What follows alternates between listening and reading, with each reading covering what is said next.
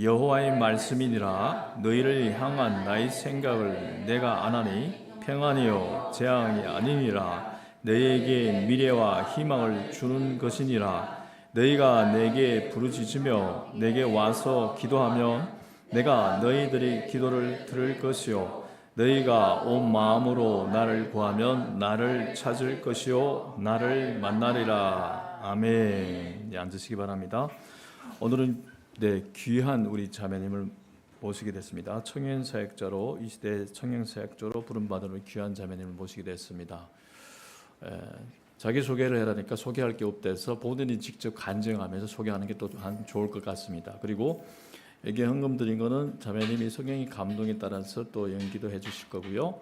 식사 후에 또 기도 받으실 분들은 같이 기도 받는 시간을 가졌으면 좋겠습니다. 신앙에는 신비가 때로는 필요합니다.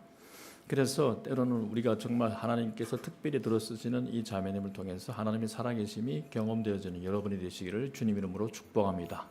네. 자, 귀한 자매님 모실 때 박수로.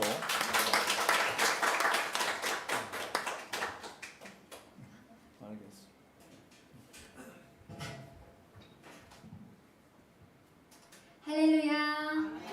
할렐루야. 정말로 기쁘시죠, 여러분? 주님께서 엄청나게 제 안에 기쁨을 주셨습니다. 저는 평창군 대관령에서 왔어요. 그래서 오늘 아침에 일찍 출발을 해서 이제 기차를 타고 오게 됐습니다.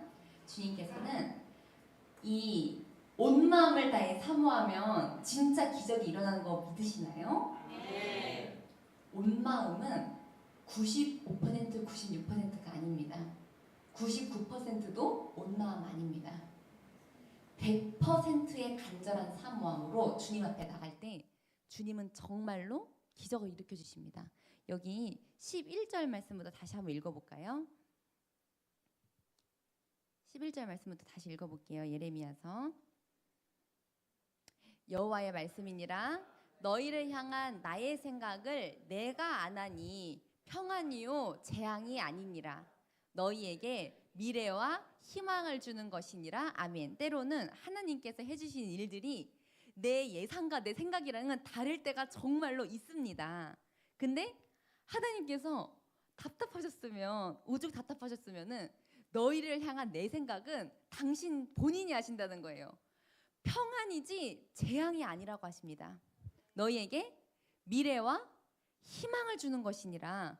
주님은 우리에게 재앙을 주신 하나님이 아니십니다. 때로는 저희가 잘못해서 주님이 징계하고 혼을 내실 때도 있으시죠. 근데 그 혼을 내는 목적도 재앙을 주려고 혼내는 게 아니라 미래와 희망을 줘서 돌이켜서 더 크게 쓰임 받으라고 주님은 우리에게 복을 주려 하시는 분이십니다. 아멘. 주님을 붙들고 현상을 붙들지 않고 하나님 자체를 믿고 있으면 낙심하고 실망하지 않습니다. 그리고 다음 절 같이 보실게요. 12절. 너희가 내게 부르짖으며 내게 와서 기도하면 내가 너희들의 기도를 들을 것이요. 13절. 너희가 온 마음으로 나를 구하면 나를 찾을 것이요 나를 만나리라. 아멘. 온 마음 100%의 간절함으로 하나님을 구하면 하나님을 반드시 찾을 거고 반드시 만날 수 있을 거라고 주님이 약속해 주셨습니다. 아멘. 저는 이 말씀을 제 인생으로 체험한 사람입니다. 저는 지금 2002년생이에요. 24살이고요. 대학교도 졸업을 안 했고요. 제가 될 수 있는 학력은 고등학교 졸업밖에 없어요. 그리고 저는 신학을 하지도 않았고요. 어디 가서 말씀을 제대로 막 신학적인 학위를 딴 적도 없습니다.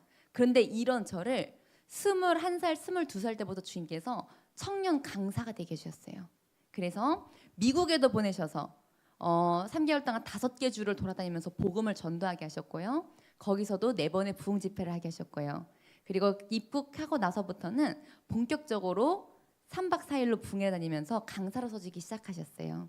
그래서 그 CBS 새롭게 하소서에도 나왔고요. 그 다음에 구TV 방송에도 나왔고요. 그리고 극동 방송에도 나가서 하나님이 어떻게 제 인생에 기적을 주셨는지를 간증하게 됐고, 지금은 계속 하나님 말씀을 전하고 이렇게 살다가 한동대학교라는 학교에 이제 저를 입학을 시켜주셨어요, 주님께서. 그래서 1년 동안 학교를 다녔고 이제 올해는 사역이 많아서 1년을 휴학했고 이제 다음 연도부터 다시 학교를 다니는 대학생이면서 청년 부흥 강사입니다. 그리고 방송을 하고 있고 바로 내일 모레는 이제 CTS에 나가서 방송을 하기로 됐습니다. 여러분 너무너무 이상하죠? 아무런 스펙도 없는 제가 이렇게 주님께 쓰임을 받게 됐습니다. 그 첫 번째 비결은 바로 온 마음을 다해서 주님의 음성을 듣겠다고 사모하는 것. 이게 제 인생의 기적의 시작이었습니다. 그리고 그 이후로 성령의 음성을 듣고 난 뒤로부터 제 인생이 완전히 바뀌어졌어요. 저는 엄마를 따라서 여기 모태신앙으로 기도 생활을 했고 엄마가 너무나도 정말 열정이 열심히 특심이신 권사님이셨습니다. 저희 교회에서 5손가락 안에 드는 그 일꾼이었고 목사님의 오른쪽 팔 역할을 하시는 권사님이셨어요. 그래서 제가 진짜 아기 때부터 그냥 이불로 말아가지고 온갖 예배를 다 드리고 다니셨고 저는 통성기도 방언기도 소리 들으면서 잠자는 게 익숙해질 정도로 그렇게 기도를 많이 했던 저희 교회는 정말 막 2-3시간씩 이렇게 철야기도 하고 이렇게 기도를 많이 하는 교회였습니다. 그런데 제 인생에 정말 딜레마가 하나 있었어요. 성경 말씀에도 보면 다윗도 하나님께 여쭤보고 하나님과 대화하잖아요. 하나님, 제가 지금 저 블레셋 군대를 치러 가리까? 그러면 저를 이기게 해주시겠습니까? 가라. 이렇게 가면은 이렇게 하고 저렇게 하라. 하나님이 다 알려주시잖아요. 사무엘 선지자도 하나님이랑 다 대화했죠. 그리고 성경에 나오는 사도들 주님과 대화하잖아요. 제가 아는 기도는 성령님과 대화하는 거였습니다. 그런데 저는 엄마 따라서 기도회를 많이 갔다 했잖아요. 그래서 방언 기도도 제가 언제 방언을 하는지도 모를 정도로 아기 때 이렇게 너무 자연스럽게 이제 방언을 받으면서 이렇게 기도를 하게 됩니다. 그런데 2시간, 3시간, 4시간을 기도로서 부르짖고 나오는데 한 권사님 집사님들이 이렇게 모여서 이렇게 얘기를 하는 걸 제가 봤어요. 어렸을 때. 근데 뭐라고 얘기를 하시냐면 답답해. 응답이 안 와. 답답하고 응답이 안 온다 하시는 거예요. 3시간, 4시간 부르짖었는데. 그리고 저도 똑같이 그 기도의 자리에 있었습니다. 그러면 3시간, 4시간 부르짖었으면 30분, 40분은 못해도 최하 3분에서 4분 정도는 하나님의 대답도 들려야지 정상이잖아요. 기도는 대화잖아요. 그런데 저는 그렇게 부르짖었는데도 주님의 음성이 3초, 4초도 들리질 않는 거예요. 그래서 저는 하나님, 나는 분명히 살아계신 하나님을 믿고 하나님께 기도를 하는데 왜 나는 벽을 보고 기도하는 것처럼 이렇게 답답한가요? 왜 주님의 대답이 들리질 않나요? 너무나도 이게 저의 딜레마였습니다.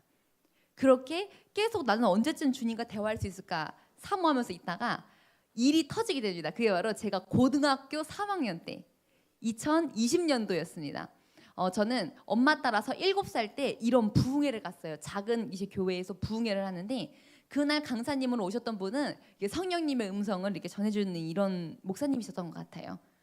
정말 얼마나 열정이 가득하신 저희 엄마가 7살짜리 저를 데리고 목사님, 이 아이는 나중에 커서 뭐가 되면 좋을까요? 저의 비전에 대해서 물으신 거예요. 그랬더니 목사님께서 저를 축복해 주십니다. 너는 나중에 커서 의사가 되면 참 좋겠다. 저는 그 7살 어린 나이에 그 목사님의 말씀을 하나님의 음성으로 들렸습니다. 아, 내가 이 세상에 태어난 이유는 의사가 돼서 의료 선교사가 되는 건가 보다. 이게 주님이 날 만든 목적인가 보다. 그래서 초등학교 8살 때 1학년을 입학한과 동시에 저는 공부를 결단하게 됐어요. 저는 의사 어떻게 돼야 되는지 방법 모르는데 공부 잘해야 된다는 것만 알았습니다. 그래서 초, 중, 고 12년간을 저는 진짜 목숨 걸고 공부를 합니다. 그래서 고등학교 1, 2, 3학년 다니는 3년 동안 3번을 공부하다 쓰러지기까지 했어요. 그렇게 하면서 공부를 다 마친 결과 수시 원서를 넣었잖아요. 서울대학교에 1차 합격을 하게 됩니다. 정말로 저희 학교는 시골 학교에서 시골 학교 전교생 70명밖에 안 되는 학교에서 서울대 수의대에 이게 합격이 된 거예요. 1차. 그래서 막 플래카드도 놓고 다 붙었습니다. 저희 목사님 다 저를 축복해 주셨어요. 네가 지금까지 하나님을 위해서 교회에서 이렇게 공예배 한 번도 안 빠지고 교회에서 다 봉사하고 저는 목사님이 반주하라고 하면 반주하고 주일학교 교사하라고 하면 교사하고 여기 주보 타이핑에 주보 접고 저는 그 봉사를 다 하게 시켰습니다. 그리고 학교에선 기숙사 생활을 했는데 학교에서 목요일마다 위클래스 상담실에서 친구들을 모아놓고 예배를 인도했어요. 점심시간 예배를 같이 드리고 이제 기숙사에서는 친구들 찾아다니면서 상담해주고 전도하고 저는 나름대로 공부하는 것과 신앙생활에 있어서 열심히 했던 어떤 그런 떳떳함이 있었습니다. 그러다 보니 우리 목사님께서도 하나님이 네가 지금까지 한 거 다 보셨다고 이제 너에게 다 갚아줄 거다 이렇게 하면서 온 가족들도 저를 축복해 줬습니다. 그렇게 1차 합격을 하고 면접을 보러 갔어요. 그래서 면접을 한 50분 정도 보고 딱 돌아오는데 마음속에 잘 봤다 이런 마음이 들었습니다. 그리고 마지막 최종 합격 결과를 딱 확인을 했는데 최종 불합격이 된 거예요. 여기서부터 뭔가가 이상했습니다. 하나님은 능력이 많으신 하나님인데 1차까지 다 합격을 시키셨는데 왜 마지막 2명 중에 1명 뽑는 이런 경쟁률이 이렇게 낮은 곳에서 어떻게 여기서 떨어뜨리셨지?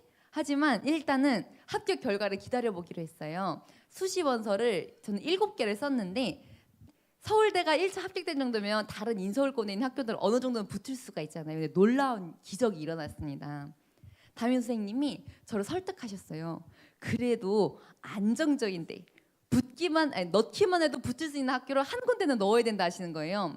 저는 선생님께 이렇게 말씀드렸어요. 선생님, 저는 그 학교는요 붙어도 안 갈 거예요. 자존심 상한다는 얘기였습니다. 제 생각에 제 수준보다 낮은 학교라 생각을 했어요. 그래서 어떤 간호대학교였어요. 그렇게 붙어도 안 가겠다고 교만하게 말한 그 학교 한 곳만 4년 장학금을 받고 합격하고 서울대학교를 포함한 1, 2, 3, 4, 5, 6 지망이 전부 다 떨어지게 됐습니다. 이게 제가 초, 중, 고 12년간 하나님을 위해서 목숨 걸고 쓰러져가면서 공부한 시간의 결과였어요. 이 결과가 딱 일어났을 때 저희 엄마는 이불 덮고 들어 누우셨어요. 충격받으신 거예요. 그리고 아빠는 당시 믿음이 별로 없으셨는데 그냥 밖으로 휙 나가셨습니다. 온 집안이 썰렁해지고 교회도 저를 위해 기도해줬던 모든 사람들도 이게 뭐지 싶은 일 가운데 그때 제 마음속에 한 가지 감동이 딱 들었습니다. 여기서 하나님 어떻게 제 인생 이래요? 원망하고 불평하기엔 제 인생이 너무너무 아깝고 시간이 너무 아까웠어요. 제 안에 든 감동은 이거였습니다. 이제 내가 내 하나님이랑 대화할 때가 되었구나.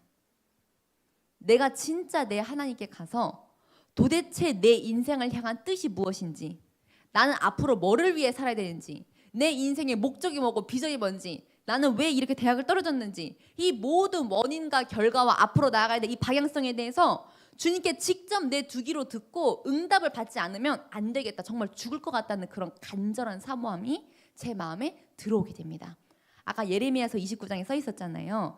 너희를 향한 내 생각을 내가 안 하니 평안이요 재앙이 아니니라. 그때 사람의 시선으로 볼 때는 대학교 6광탈을 했어요. 이거는 누가 봐도 재앙 중에 대재앙입니다. 이렇게 열심히 공부했는데 근데 주님은 저에게 희망을 주려고 하신 거였어요. 그래서 13절에 너희가 온 마음으로 나를 구하면, 저는 이때 결단을 합니다. 엄마 아빠, 난 이제부터 기도원에 갈 거예요.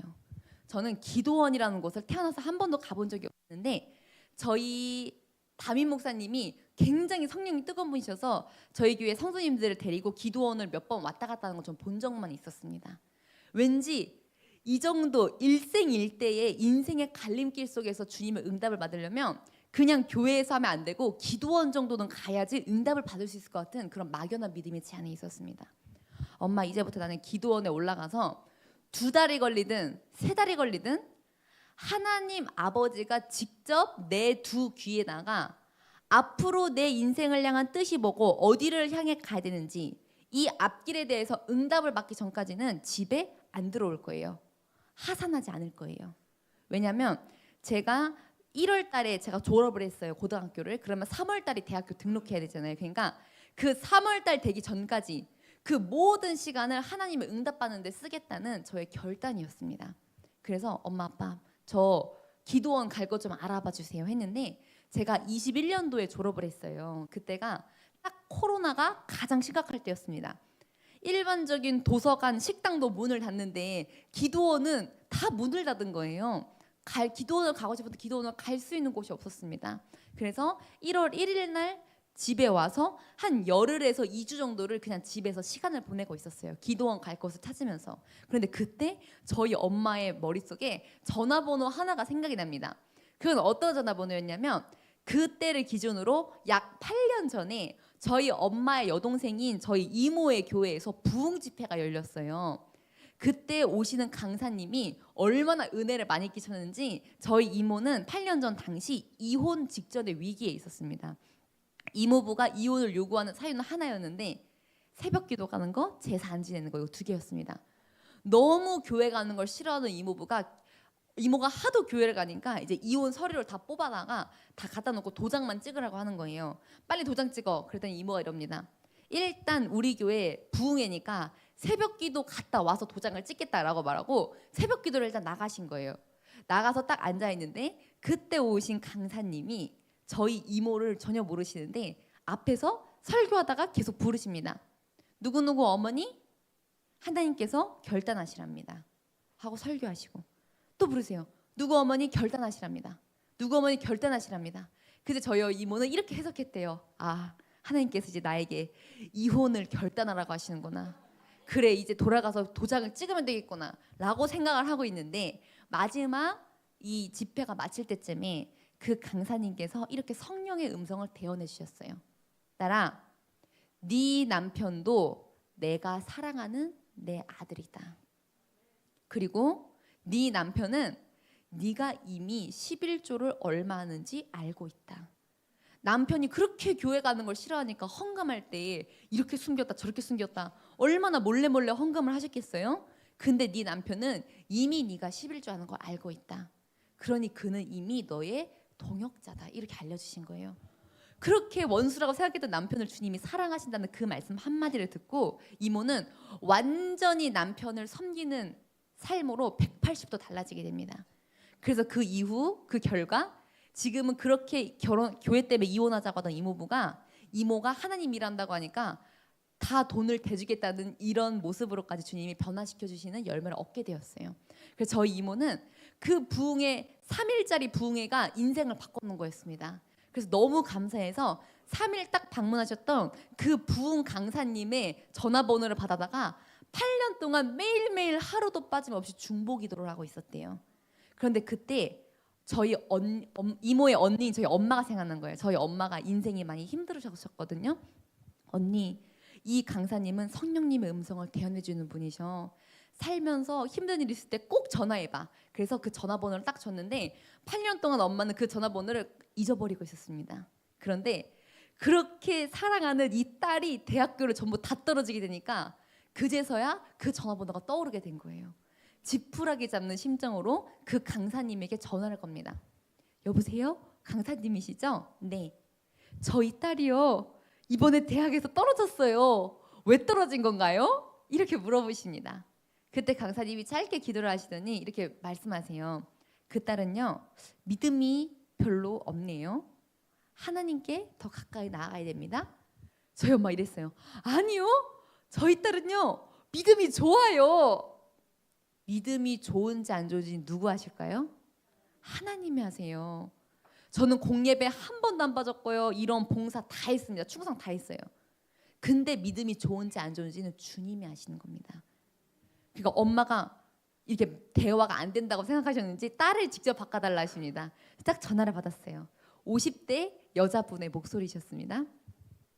그냥 저를 한 번도 본 적도 없는 분과 통화를 하는데 그 전화기를 붙들고 저에게 기도를 해주시는 거예요. 근데 2분 정도 기도를 듣는데 아까 우리 예나자매가 그런 것처럼 눈물이 미친 듯이 쏟아지기 시작합니다. 왜 우는지 이유를 알 수 없이 눈물만 계속 나기 시작한 거예요. 너무 눈물이 나는 거예요. 그래서 2분 정도 기도를 듣고 딱 전화를 마칠 때쯤이 됐는데 그 강사님께서 이렇게 알려주세요. 저는요 강원도 대관령에서 기도원을 하고 있습니다. 제가 지금까지 찾았던 곳이 어디예요? 기도원. 근데 그분이 직접 당신이 기도원을 하신다는 거예요. 여기구나. 그 전화를 끊자마자 제 안에 나 저곳 가면 하나님 음성 들을 수 있겠다라는 믿음의 확신이 진짜 파도처럼 밀려오기 시작합니다. 전화를 끊자마자 저희 집 베란다로 가서 저희 집에서 있는 가장 큰 캐리어를 가져왔어요. 그리고 거기다가 3개월치 짐을 다 쌌습니다. 그리고 바로 다음 날 주일 예배 드리고 저녁에 태어나서 처음 강원도 대관령이라는 곳으로 저는 운전해서 떠나기 시작합니다. 저희 집에서 대관령까지는 차로 한 4시간 반 정도가 걸리는 거리였어요. 아빠가 운전해 주시고 엄마 차 타고 저도 이게 뒤에 타고 딱 이제 고속도로를 가기 시작하는데 아빠가 운전하다가 갑자기 물어보시는 거예요. 너 그 기도원 원장님이라는 사람 본 적 있어? 아니요. 어제 통화 한 번 했어요. 그때부터 아빠가 난리가 나기 시작하셨습니다. 저는 당시 고등학교 막 졸업한 고등학생이었어요. 요즘 세상이 어떤 세상인데 얼굴도 모르고 본 적도 없는 사람 집에 가가지고 3개월을 자? 지금 코로나가 얼마나 심각한데 그러면서 신천지 뭐 JMS 다 나오는 거예요. 너 거기 가가지고 이상한 사람 만나서 네 인생 잘못되면 어떡할 거냐고 네가 책임지라고 얼마나 저를 협박을 하시는지 그러면서 운전대를 돌리진 않으세요. 데려다 다 주시면서 말로 계속 4시간 반 내내 그렇게 부정적인 말씀을 계속 하십니다. 저는 분명히 어제 전화 끊고 이곳 가면 나는 하나님 음성 들을 수 있다. 그 확실한 믿음을 가지고 자동차를 탔는데도 불구하고 4시간 동안 부정적인 얘기를 들으니까 저도 모르게 의심이 생기기 시작합니다. 나 진짜 이상한 데 가면 어떡하지? 거기 신천지 있으면 어떡하지? 저도 모르게 이런 의심이 생기기 시작할 때 저는 그때 목숨 걸고 하나님께 기도를 하기 시작합니다. 하나님, 만약에 제가 가는 이 기도원이 진짜 사입이고 이상한 곳이고 잘못된 곳이라면은 지금 운전 그 차 안에 있는 저희 온 가족 목숨만은 살려주시되 교통사고 정도의 표징은 보여주셔야지만 저는 되돌아서 집으로 가겠습니다. 제가 이렇게 기도한 이유는 뭐냐면 저는 12년간 한 목표만 붙들고 달려갔습니다. 근데 그게 하루아침에 없어진 거예요. 제 인생의 목적이 뭔지도 모르겠고 하나님의 비전이 뭔지도 모르겠어요. 여자로 태어나서 간호대학교 4년 장학금도 받았는데 간호사 되면은 솔직히 먹고 사는 데는 지장이 없잖아요. 그래서 저는 그렇게 사라지는 대로 사는 건 저한테 산 게 아니었습니다. 하나님이 내 인생에 대한 뜻이 뭔지 진짜 내가 태어난 목적이 뭔지 비전이 뭔지 이거를 모르는 상태로 그냥 학교 합격했다고 사는 거 이거는 저는 죽은 거나 다름이 없었어요. 그래서 그때 저는 주님께 진짜 간절하게 기도합니다. 하나님 교통사고 정도는 보여주셔서 집에 돌아갑니다. 저 지금 주님의 뜻을 알지 못하면 죽을 것 같아요. 그러니까 저에게 응답해 주세요. 4시간 내내 부정적인 말을 들으면서 저는 교통사고 나게 해달라 기도를 합니다. 그랬더니 4시간 반 후에 너무너무 안전하게 이렇게 보내주신 주소에 딱 도착을 하게 됐어요. 그래서 그날로 저희 엄마 아빠는 저를 그곳에 내려다 주시고 돌아가셨어요. 저희 원장님이 여자분이셨습니다. 그래서 아빠가 안심하시고 맡기신 것 같아요. 그래서 그날 하룻밤 원장님 댁에서 자고 다음 날 월요일이 돼서 월요 집회를 참석하러 가게 됩니다. 대관령 얼마나 눈이 많이 오는지 그날은 정말 막 이만큼씩 눈이 쌓여서 10명 정도밖에 못 오셨어요. 그중에 한 명이 저였고 그날 원장님께서 앞에서 말씀을 전하시는데 그날따라 성령의 불이 얼마나 뜨거운지 간증 앞에서 설교를 하시는 원장님이 정말 펄쩍펄쩍 뛸 정도로 불이 강력하게 임한 날이었습니다. 그렇게 불을 받으시고 마이크를 잡으시더니 여러분 이제부터 성령님의 음성을 대언하겠습니다. 어젯밤 금산군에서 4시간 반을 달려온 김수빈 학생에게 먼저 하나님 음성 전해드리겠습니다. 저는 그때 진짜 심장이 정말 입 밖으로 튀어나올 정도로 전 너무너무 떨렸습니다. 하나님 제가 주님을 위해 이렇게 수고하고 공부했는데 6개의 대학교를 다 떨어진 이런 사람도 별로 없을 겁니다. 이런 저에게 얼마나 큰 위로를 주시려고 저를 이곳까지 불러주셨나요? 저는 정말 대단한 말씀이 떨어질 줄 알고 기대하는 마음으로 눈을 감고 가만히 있었습니다. 그때 원장님 입술을 통해서 첫 마디로 이렇게 말씀을 주십니다. 사랑하는 딸아, 너는 지금까지 허상을 붙들었다. 너는 왜 진리를 붙들지 않고 허상을 붙들었냐? 이게 주님이 저에게 주신 말씀의 거의 전부였어요. 저는 그 말씀을 듣고 저는 솔직히 마음에 시험이 들었습니다. 하나님, 제가 아는 하나님은 이렇게 매정하신 분이셨던가요? 제가 지금까지 주님을 위해서 이렇게 쓰러져가면서 공부를 하고 모든 것을 포기했는데 어떻게 저한테 허상이라고 하실 수 있으십니까? 저는 이해가 안 됐어요. 그래서 예배가 다 끝나고 원장님을 따로 쫓아갑니다. 원장님, 저 제발 설명해 주세요. 왜 제가 허상을 붙들었다는 저 이해가 도저히 안 됩니다. 그랬더니 그때 원장님께서 웃으시면서 비유로 설명을 해주셨어요. 잘 들어보세요. 아빠가 있고 딸이 있습니다. 아빠가 딸한테 이야기를 한 거예요. 아빠가 오늘 회사 끝나고 가서 짜장면 사줄게. 짜장면 같이 먹자. 그래서 그때 하루 종일 기다렸어요. 그런데 갑자기 아빠한테 전화가 옵니다. 딸아 미안하다. 아빠 오늘 회사에 비상이 걸렸어. 그래서 오늘 야근해야 돼. 오늘은 같이 짜장면 못 먹을 것 같으니까 나중에 먹자. 이 전화를 받자마자 딸이 울고 불고 소리를 지르면서 난리를 치는 거예요. 아빠 어떻게 나한테 이럴 수 있어? 짜장면 먹기로 했잖아. 어떻게 나한테 이럴 수 있어? 하면서 엉엉 울고 불고 난리를 친다면은 그 딸은 하루 종일 아빠를 기다린 거니 짜장면을 기다린 거니 이렇게 물어보세요. 뭐를 기다린 거예요? 짜장면. 짜장면은 허상, 아빠는 진리. 아빠가 내 아빠 얘기만 한다면은 오늘 짜장면 안 사주시면 내일 사줄 수도 있고 모레 사줄 수도 있고 다음 주에도 사주실 수 있는 분이 아빠입니다. 오늘 짜장면 안 사주시면 짜장면이 아니라 스테이크, 참치회, 뷔페 더 비싼 거 사주실 수 있는 분도 아빠입니다. 근데 그 딸은 왜 울고불고 했어요? 오늘 짜장면 먹어야 돼. 짜장면 이게 바로 허상, 현상을 말하는 거예요. 현상을 붙들면 하나님이 뭐 하나 해주시면 이거 재앙인가 보다. 나 망했나 보다. 하나님이 내 기도 안 들어주셨나 보다. 다시 29장 11절 말씀 보시겠습니다. 하나님이 답답하셔서 말씀하세요. 여호와의 말씀이니라.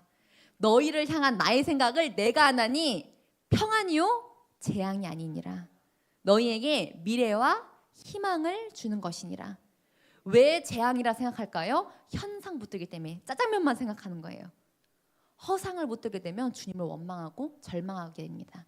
하지만 진짜 진리이신 하나님 자체를 바라보면 낙심할 것도 없고 절망할 것도 없습니다. 그러니까 저는 허상을 붙든 자였던 거예요. 그 짜장면에 대한 비유를 듣는 순간 제 안에 깨달음이 오면서 회개가 되기 시작합니다. 하나님, 저 지금까지 하나님 영광 위에서 서울대 가겠습니다.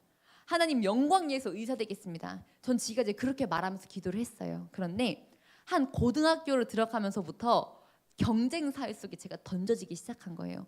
얼마나 경쟁을 시키는지 제가 상처를 받기 시작합니다. 그래서 제 안에 이런 오기가 생기기 시작했어요. 나를 이렇게 무시해?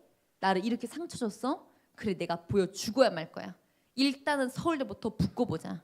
의대부터 가고 보자. 어느 순간부터 진짜 하나님을 사랑해서 하나님을 향한 나의 비전과 뜻보다는 서울대, 의대, 당장 이 현상적으로 합격하는 것, 이것이 조금씩 주님보다 앞서기 시작합니다. 주객이 전도되기 시작한 거예요. 제가 조금씩 변질되기 시작한 거였습니다. 그러니 주님께서 제가 대학교 다 떨어지고 왔을 때 너는 지금까지 허상을 붙들었다. 주님은 속지 않으십니다. 갈라디아서 6장 7절에서 8절 말씀 다 같이 보시겠습니다. 갈라디아서 6장 7절에서 8절 말씀 다 같이 읽어보시겠습니다. 스스로 속이지 말라. 하나님은 업신여김을 받지 아니하시나니 사람이 무엇으로 심든지 그대로 거두리라. 자기의 육체를 위하여 심는 자는 육체로부터 썩어질 것을 거두고 성령을 위하여 심는 자는 성령으로부터 영생을 거두리라. 아멘. 스스로 속이지 말라. 저는 스스로 속였어요. 하나님 영광 위에서 서울대 가고 의대 가겠습니다. 하나님은 업신여김을 받지 아니하시나니. 그러면서 내 속으로는 허상과 현상을 붙들고 있었어요. 이렇게 기도하는 것은 주님을 업신여기는 기도입니다. 주님은 내가 기도하는 목적이 진짜 주님 위해서 기도하는 건지 내 허상을 위해서 기도하는 건지 주님은 다 알고 계세요. 주님을 속이면 안 됩니다. 그럼 주님 업신여기는 거예요. 그렇게 허상을 붙들고 기도하고 공부해온 결과 육체를 위하여 심는 자는 육체로부터 썩어질 것을 거두고, 그래서 저는 6개를 다 떨어지게 된 거예요. 주님께서. 하지만 이것도 결국엔 미래와 희망을 주기 위한 주님의 계획이셨습니다. 그래서 그렇게 짜장면에 대한 설명 듣고 나니까 그제서야 회개의 기름 부음이 임하면서 제가 깨달아지는 거예요. 하나님, 내가 지금까지 12년 동안 주님 위해 공부한다 하면서 나를 위해 했습니다. 내가 주님을 업신여겼고 제가 제 스스로를 속였습니다. 제가 그때 처음으로 제대로 된 회개를 하게 되었어요. 그리고 다음 날이 되었습니다. 다음 날이 딱 돼서 그 아파트에 이렇게 앉아 있는 원장님 댁에 앉아 있는데 원장님 이렇게 왔다 갔다 하시면서 갑자기 지나가는 말로 기도를 한마디 해주시는 거예요. 사랑하는 딸아, 네가 지금까지 12년 동안 나를 위해 보여온 그 순종을 보고 내 마음이 감동됐다. 그래서 내가 이제부터 너에게 성령의 능력을 부어줄 거다. 그 순간부터 저는 성령님의 음성이 다 들리기 시작합니다. 태어나서 처음으로 성령님과 대화가 되기 시작하는 거예요. 제가 하나님께 뭔가를 여쭤보잖아요. 그럼 성령님이 1초, 2초 만에 제 가슴을 통해 대답을 다 해주십니다. 저는 이게 너무 감격스러워서 잠자는 동안에 맨날 울면서 잠이 들었어요. 하나님 이건 뭐예요? 이건 이런 거다. 이건 왜 그런 거예요? 이건 이렇게 해서 한 거다. 그토록 벽을 보고 기도하는 것처럼 나는 언제 주님과 대화할 수 있을까 답답했는데 그렇게 회개하고 기름 부음의 자리에 갔더니 원장님에게 있었던 그 성령의 음성을 듣는 기름 부음이 그날로 저에게 임파테이션이 된 거였습니다. 그래서 그때부터 주님께서 제 앞길을 알려주시기 시작하셨어요. 어느 날 원장님이 한 4-5명의 사람들을 모아놓고 물어보십니다. 여러분 다 같이 기도해 보세요. 성경에도 성령의 음성을 혼자 듣는 게 아니라 2-3이 함께 분별하며 듣는 거라 써 있습니다. 이 아이는 일반적으로 대학교를 가서 직장도 가고 돈도 벌면서 하나님을 섬길 아이입니까? 아니면 저처럼 이렇게 하나님의 일만 해야 될 사역자입니까? 그 질문 듣자마자 저는 고개를 끄덕이면서 말했어요. 하나님, 저는 당연히 대학을 가야죠. 이렇게 공부할 수 있는 달란트도 주님이 주셨고요. 제가 이렇게 재능도 있는데 당연히 대학교를 가야죠 라고 끄덕이면서 생각하고 있는데 원장님을 포함한 모든 분들이 저는 오직 주의 일만 해야 될 사역자라고 다 음성을 받으셨습니다. 그 말을 듣자마자 저는 충격받아서 그 자리에서 제가 눈물을 터뜨렸어요. 제가 울어버렸습니다. 왜냐하면 제 속에 보상 심리가 있었던 거예요. 하나님, 제가 주님 위해서 12년을 그렇게 놀지도 않고 자지도 않고 먹지도 않고 전 친구들이랑 영화관도 가본 적이 없었어요. 고등학교 졸업하자마자 바로 이제 그렇게 기도원을 갔기 때문에 하나님, 근데 사역자요? 제 생각에 사역자로 산다는 것은 너무나도 영광스러운 직업이지만 너무 힘들고 괴로울 것 같은 그런 이미지가 제 안에 있었습니다. 주님, 이건 아니잖아요 하면서 제가 충격받아서 울고 있었어요. 그리고 며칠 동안을 그렇게 울면서 하나님께 이렇게 왜 그러냐고 이제 기도를 하다가 어느 날 주님께서 저에게 기도 시간에 이렇게 말씀해 주십니다. 내가 지금까지 네가 한 모든 기도를 다 들어줬는데 너는 왜 이제 와서 나한테 오리발 내미냐?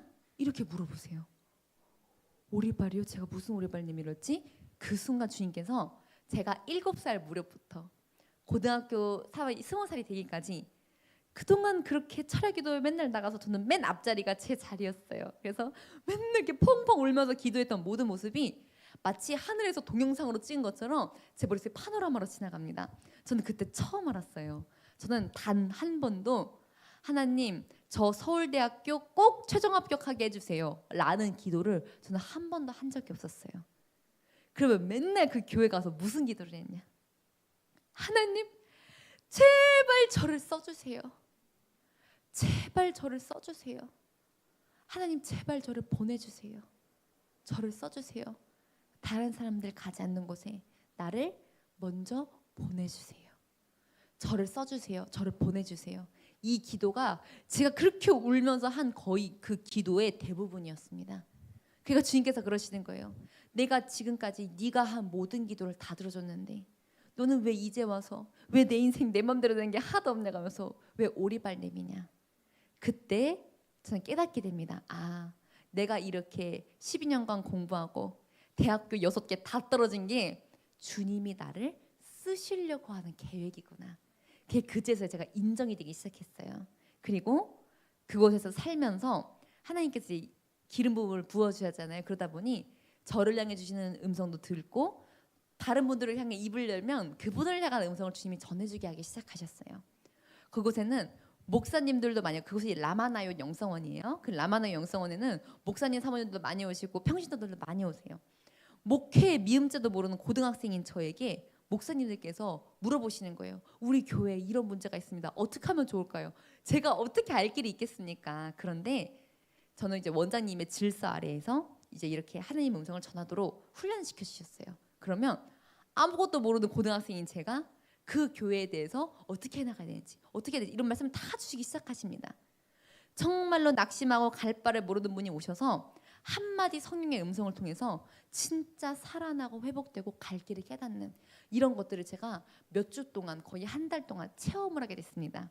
그렇게 하고 나니 저는 그제서야 온 마음을 다해 주님께 고백을 할 수 있게 됐어요. 하나님, 의사 100번 돼도, 변호사 100번 돼도, 판사 100번 돼도 이 세상에서 영혼을 살리는 사역자만큼 귀한 일이 없다는 걸 이제 제가 알겠습니다. 저에게 이 직분을 맡겨주셔서 진심으로 감사합니다. 저는 그 이후로부터 제 소명을 사랑하게 됐습니다. 저는 제가 이렇게 복음 전도자로, 사역자로, 부흥사로 이렇게 주님의 말씀 전하면서 살 수 있다는 이 인생 자체가 저는 이게 너무너무 행복합니다. 하나님이 저를 이렇게 써주신 게 제가 얼마나 감사하고 제가 영광스러운지 몰라요. 저는 이거 하지 말라고 해도 빌어서라도 이 일을 계속하고 싶습니다. 이렇게 그때부터 저는 저의 소명을 깨닫고 대학교를 가서 학교를 자퇴했어요. 어차피 저는 간호사로 쓰임받을 게 아니기 때문에. 그래서 바로 학교를 자퇴를 하고 20살 2월인가 3월달인가 그때부터 지금까지 저는 그 라마나요 영성원에서 원장님과 함께 살고 있습니다. 그때 주님께서 그러시는 거예요. 너는 집에 가지 말고 이곳에서 살면서 훈련받으라. 그래서 학교를 정리하고 살면서 영적인 훈련을 아주 강력하게 받기 시작합니다. 그렇게 훈련을 받은 결과 신학도 하지 않은 저 같은 고등학생이었던 자가 미국에도 가서 부흥회를 하고 한국에서도 부흥사가 되고 기독교 방송에도 나가서 주님을 전하는 이런 부흥사로서 전도사로서 제가 이렇게 쓰임을 받게 된 것입니다. 그래서 오늘은 하루밖에 시간이 안 돼서 이 수많은 이야기를 간증을 할 수가 없어요. 그래서 오늘 오면서 주님이 저에게 감동 주신 내용에 대해서 이제 간증을 이어서 하도록 하겠습니다. 나머지 내용은 유튜브에 김수빈 청년이라고 치면 어떻게 훈련받았고 어떻게 된지가 다 나와 있습니다. 그래서 그걸 보시고 꼭 더 많은 은혜 받으시길 바랍니다. 그렇게 저는 원장님이랑 20살 때부터 같이 살기 시작했어요. 그 조그마한 아파트에서. 그런데 참 충격적인 것을 보게 됐습니다. 저희 원장님은 제가 당시 기준으로 3년 정도를 같이 사는 동안에 마트에 가서 오늘 저녁에 밥 먹을 거 장 봐오는 걸 본 적이 3번밖에 안 됐어요. 3년 동안 장을 3번 보러 갑니다. 그리고 당신이 직접 옷가게에 가서 입을 옷을 사는 걸 본 적은 단 한 번도 없었어요. 3년 동안. 사람이 밥도 안 사 먹고 옷도 안 사 입고 도대체 어떻게 살까요? 저희 원장님은 하나님이 재정을 주시면 97% 거의 99% 이상을 전부 다 헌금만 하셨습니다. 그러면 밥도 못 먹고 옷도 못 입어야 정상이잖아요. 근데 너무 놀라운 일이 있어요. 저는 같이 사니까 냉장고를 다 보고 있습니다. 냉장고에 하루하루 갈수록 점점 음식이 떨어져요. 그러면 정말 냉장고가 빌 쯤이 되면 사람들에게 광고한 적이 없는데 다 통통이 음식을 가득 다 싸와서 냉장고에 음식을 넣어서 채워놓게 하십니다. 냉장고 음식이 떨어지면 또 가지고 와서 채우세요. 또 사람들이 와서 가지고 채워주세요. 그리고 제가 봐도 저희 원장님 원피스는 이런 게 너무 오래된 거예요. 너무 이제 유행이 지난 옛날 원피스를 입고 계세요. 아, 하나님, 원장님 옷이 좀 필요하면 좀 새로운 게 있었으면 좋겠는데 하고 생각을 하면 광고한 적이 없어요. 여러분, 저 옷이 없습니다. 사람들이 직접 사이즈에 맞는 옷을 다 사다가 가지고 오시는 거예요. 그래서 원장님에게 다 옷장을 채워주게 하십니다. 저는 그때 인생의 진리를 깨달았어요. 아, 하나님께 전부 다 드리면 나 먹을 거 입을 거 주님이 다 채우시는구나. 이 믿음이 저는 들어서 생긴 게 아니라 직접 살았잖아요. 이걸 제가 3년 동안 보게 된 겁니다. 주님께 드리면 하나님이 공급하는구나. 이 진리를 깨닫고 저는 그때부터 원장님을 똑같이 따라서 도전을 하기 시작했어요. 나도 하나님께 전 재산을 다 드려야겠다. 제가 당시 가지고 있던 전 재산은 10만 원이었습니다. 저는 고등학교 졸업하자마자 바로 왔기 때문에 제가 기숙사 생활을 했어요. 그러다 보니 비상금이 필요해서 한 달에 10만 원씩 엄마가 저에게 용돈을 줬었습니다. 그래서 그때 당시에도 10만 원씩 용돈을 계속 받고 있어서 그 10만 원을 주님께 다 헌금을 하기로 했어요. 월요일 날 집회 한 번, 주일 예배 한 번, 일주일에 8번에서 10번 정도 예배를 드리잖아요. 그러면 10,000원씩만 헌금을 해도 한 달이면 그 10만 원이 제 전 재산이 다 없어지는 거예요. 저는 너무너무 답답했습니다. 하나님, 저 겨우 10,000원밖에 안 드렸는데 한 달이면 제 가진 전 재산 다 없어집니다. 저도 더 하고 싶어요. 저도 10만 원, 100만 원, 1,000만 원 저도 더 드리고 싶은데 제가 가지고 10만 원밖에 없잖아요. 하나님, 저 너무너무 답답해요. 이렇게 주님께 기도를 하고 있었더니 주님께서 저에게 감동을 주셨어요. 너희 엄마한테 가서 말해라. 그래서 저는 엄마한테 바로 전화를 했습니다. 엄마, 내가 만약에 내 또래 친구들처럼 서울에 있는 대학교에 합격해서 학교를 다닌다면은 한 달에 최하로 따져도 방세, 생활비, 교통비, 식비 최하로 따져도 50만 원 들 것 같아요. 그런데 딸한테 용돈 준다 생각하지 마시고 대관령에 살고 있는 어떤 선교사 한 명을 매달 후원한다는 마음으로 저한테 50만 원씩만 보내주세요. 그러면 저 그 50만 원 가지고 하나님께 헌금하고 싶어요. 그러더니 그때 저희 엄마는 그 말씀을 성령의 음성으로 받으시고 매달 50만 원씩 저에게 이체를 해주기 시작하셨어요. 저는 2022년도 1월 달에 태어나서 처음으로 엄마에게 50만 원이라는 그런 큰 돈을 제가 처음 받아봤습니다. 그래서 그 50만 원을 가지고 헌금을 하기 시작했어요. 당시 저희 교회는 성전을 이전했을 때여서 아무것도 없었어요. 물건이. 주방기구, 거실기구 온갖 거를 제 50만 원을 가지고 쿠팡에서 다 배송을 시키기 시작한 거예요. 그랬더니 일주일 만에 50만 원을 다 쓰게 됐습니다. 그래서 온 이제 택배들을 다 열면서 교회 물건을 채우기 시작하는데 저는 그때 처음 알았어요. 제가 시킨 냄비, 후라이팬, 국자 하나도 저에게 필요한 거 없었습니다. 그런데 주의 전을 채우는 선물들을 사는데 하나님께 드리는데 돈을 썼더니 내 거를 사는 것과는 정말 비교도 할 수 없는 천국의 기쁨이 제 속에서 넘쳐 흐르기 시작하는 거예요. 너무 기뻐서 50만 원 다 써서 이제 저 통장 0원 남았거든요. 하나님, 저 주님께 드리는 게 이렇게 기쁜 거지 저 처음 알았어요. 드리는 게 이렇게 기쁜 거지 몰랐어요. 저 다음 달에도 하나님께 드리는 것을 멈추지 않게 해주세요. 당시가 22년도 1월이었습니다. 하나님, 그럼 다음 달 2월 달에는 제가 하나님께 얼마를 드리면 좋을까요? 내 딸아, 너는 100만 원을 알아? 라는 감동을 줍니다. 제가 엄마에게 받는 용돈은 얼마예요? 하나님이 드리라고 감동 준 건 100만 원. 인간의 상식으로는 말이 안 되잖아요. 근데 저는 들어서 생긴 믿음이 있었습니다. 하나님께서 감동 주실 때는 그 감동 주신 금액을 나에게 주시려고 감동 주시는 것이다. 저는 이것을 들어서 알고 있었습니다. 그래서 100만 원 하라고 듣자마자 할렐루야 감사합니다 외쳤어요. 하나님 감사합니다. 저한테 100만 원 하라고 해주셔서 감사합니다.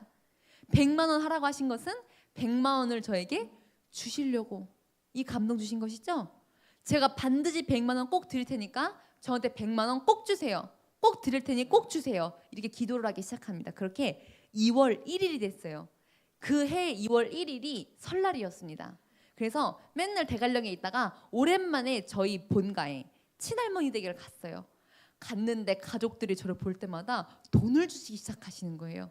근데 저는 평상시에 제가 용돈 얼마 받는지 알고 있잖아요. 근데 그 용돈보다 훨씬 많은 액수를 저에게 용돈을 주셨습니다.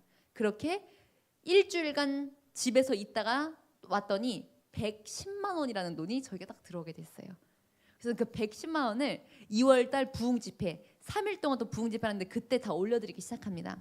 한 번에 다 안 올려드리고 6번 집회를 나눠서 하는데 몇십만 원씩 나눠서 드리기 시작했어요. 왜 그랬냐면 봉투에 넣어서 헌금을 봉투에 넣고 이름을 써서 올리는 그 순간이 제가 너무 기쁜 거예요. 드릴 게 있어서 헌금을 넣는 그 자체가 너무나도 감사하고 기뻐서 이 기쁨을 한 번에 끝내고 싶지 않아서 제가 6번에 나눠서 이제 헌금을 드린 거였습니다. 그래서 마지막 날 마지막 저녁 집회 때 헌금을 다 드려서 제 통장에는 다시 잔고가 이제 0원이 되었어요. 그때 저는 주님께 또 여쭤보게 됩니다. 하나님, 저 주님께 드리는 게 이렇게 기쁜 건지 몰랐어요. 저 주님께 드리는 걸 멈추지 않게 해주세요. 그러면 다음 달 3월 달에는 제가 주님께 얼마를 드리기를 원하세요? 300을 하라. 감동이 옵니다. 제가 엄마에게 받는 용돈 얼마예요? 주님이 감동 주신 건 6배의 금액이잖아요. 저는 여전히 주님께 할렐루야 했습니다. 하나님 300만 원 하라고 해주셔서 너무 감사합니다. 300만 원 하라는 건 저한테 300만 원을 준다는 것이죠. 제가 꼭 드릴 테니까 저한테 꼭 주세요. 한 달 동안 기도하기 시작했어요. 그런데 어떤 일이 일어나냐면 총 13분이 제 통장에 돈을 넣어줘서 308만 원이라는 돈이 3월 부흥 집회하기 며칠 전까지 전부 다 들어오게 됩니다. 그 13분 중에서는 제가 얼굴을 모르는 분까지 계셨어요. 주님은 신실하신 분이십니다. 그렇게 하나님께 드리기 위해 구해서 308만 원을 다 모아놓고 부흥회를 준비하고 있었어요. 근데 그때 어디서 나무를 뜯었는지 이렇게 커다란 바구니에 나물이 가득 쌓여 있었습니다. 그때 제 옆에 원장님이 계시는데 원장님은 당시 금식을 하셔서 힘이 하나도 없으셨어요. 그러니까 원장님 이걸 못 드시니까 22살밖에 안 된 21살인 제가 이걸 들어야 되잖아요. 근데 제가 이렇게 키도 크고 허대가 참 멀쩡한데 저도 힘이 정말 없어요. 그래서 저도 그걸 못 드는 거예요. 원장님도 못 드시고 저도 못 들고. 그래서 그때 원장님이 한마디를 한숨 쉬면서 하셨어요. 너 힘이 없으면 힘도 달라고 구해라. 한마디를 하시고 딱 들어가시고 저도 그걸 정리하고 방으로 들어가는데 저도 모르게 스르륵 힘이 빠지면서 털썩 주저앉게 됐어요. 그때부터 서러움이 올라오기 시작합니다. 하나님 왜 이렇게 저를 약하게 만드셨어요? 왜 이렇게 저를 힘도 없고 체력도 없고 이렇게 약하게 만드신 거예요? 라고 하면서 제가 막 엉엉 울기 시작했어요. 왜 그렇게 서러웠냐면 하나님은 중심을 보시는 하나님이십니다. 아멘. 아무리 일을 열심히 하고 봉사를 열심히 해도 내가 그거를 진짜 기쁘고 감사하는 마음으로 하는지 아니면 짜증나는 마음으로 억지로 하는지 주님은 그 중심을 다 아십니다. 저는 제 양심상 스스로 알고 있었어요. 제가 그 영성원에서 살면서 봉사도 하고 섬김도 하고 하지만 항상 기쁨 100%로 하지 않을 때도 있었습니다. 근데 어떨 때 더 힘들어지냐면 몸이 힘들고 피곤할 때일수록 더 짜증이 올라오는 거예요. 그러니까 저는 제가 짜증으로 하는 걸 알고 있었기 때문에 저 주님께 억지 소리를 하기 시작한 거예요. 하나님 탓이 아닌데 하나님 왜 이렇게 저를 약하고 힘도 없고 체력도 없게 만드신 거예요. 제가 조금이라도 더 튼튼하고 힘이 셌다면 주님 일 하나를 해도 더 기쁘고 감사한 마음으로 할 수 있었을 겁니다. 근데 제가 지금 그렇게 못하잖아요 하면서 너무너무 주님께 부끄러운 반, 억울한 반, 죄송한 반 이렇게 해서 울면서 막 기도를 하기 시작합니다. 그랬더니 그때 주님께서 다급하게 제 이름을 불러주시는 거예요. 야 수빈아 수빈아 너 울지 마라. 너 원하는 거 나에게 다 말하라. 내가 너에게 다 해줄게. 그거는 마치 어떤 뉘앙스였냐면 아기가 엄마가 보는 앞에서 자지러지게 울기 시작하면 일단 그 모습을 보는 것 자체가 엄마가 너무 괴롭잖아요. 그러니까 일단 울음만 그쳐보라고 하면서 사탕이든 뭐든 일단 쥐어주면서 울지만 말아라라는 그런 뉘앙스로 말씀하셨어요. 너 울지 마라. 너 원하는 거 다 말해. 다 말해. 내가 다 해줄게.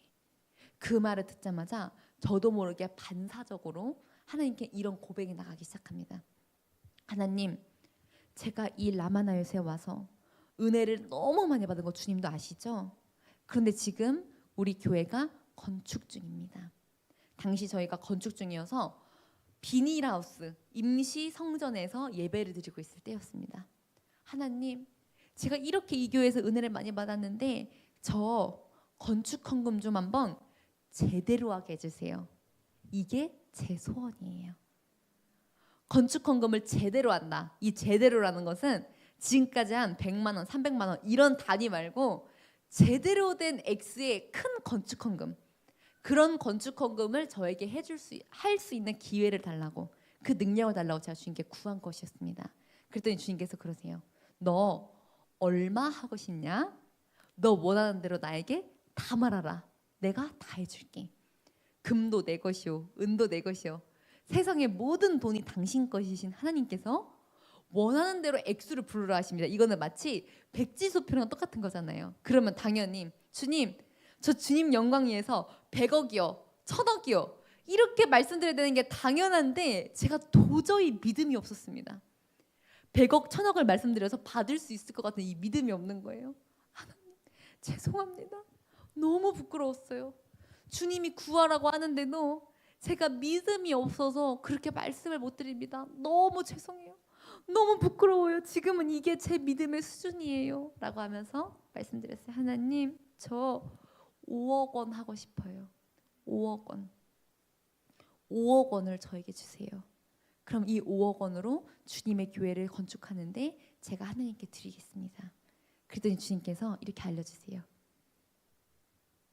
내가 해줄게. 내가 해줄게. 내가 해줄게. 내가 해줄게. 마치 테이프 돌아가듯이 반복 재생이 됩니다.